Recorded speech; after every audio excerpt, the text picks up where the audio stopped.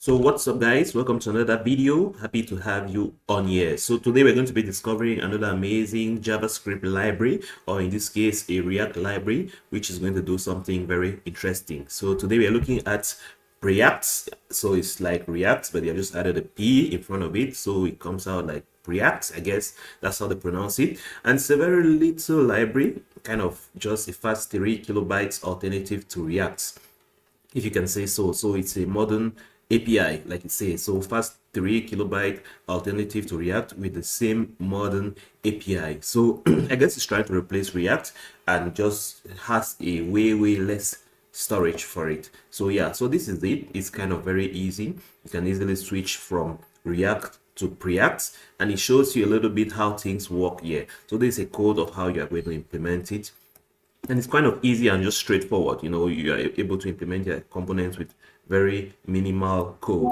So already here you can see the different people who are using this already. You have Trivago, and you have some I think this is Deno.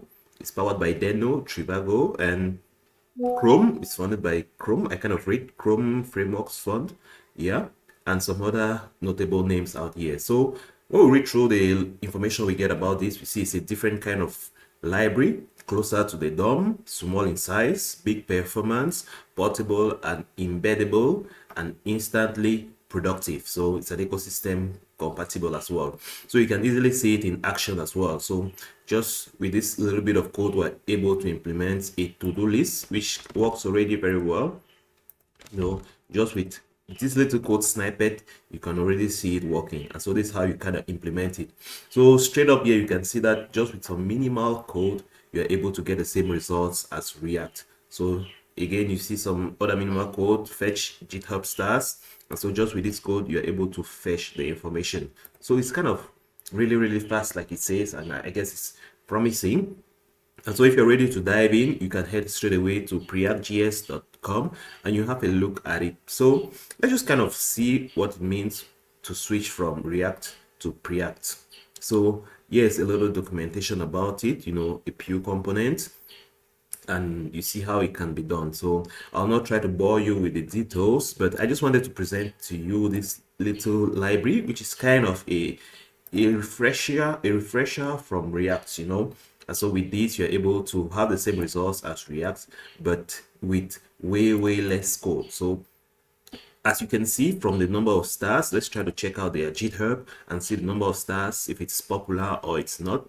You can see it has over 36k stars, which tells you that it is it's very popular. Actually, it's very popular, and a lot of people are using this, definitely. So I guess it has some merit to it, so definitely check it out. It has a huge community, a lot of backers, and it's sponsored by many major brands as well. So I guess it's growing popularity, and I'm sure in due time it's going to really be useful. And so as you can see, it's really this, I think, this is the main selling feature, right? The size of it is very easy, and so you can easily just install it in a couple of seconds and use it. So looking at a little bit of the documentation, you see no build tools or routes. You can see an alternative to GSX, and you can easily create device powered Preact apps, and so on and so forth. So yeah, so guys, I just wanted to come here and present to you this little alternative to React. If you're looking for an alternative to React, which is way more lightweight and has way less code, then definitely check out Preact. I'm sure it's going to provide at least some value. I don't know how scalable it is, but you can definitely check it out. So that's it for it, guys. I hope you enjoyed the video. Catch you on the next one.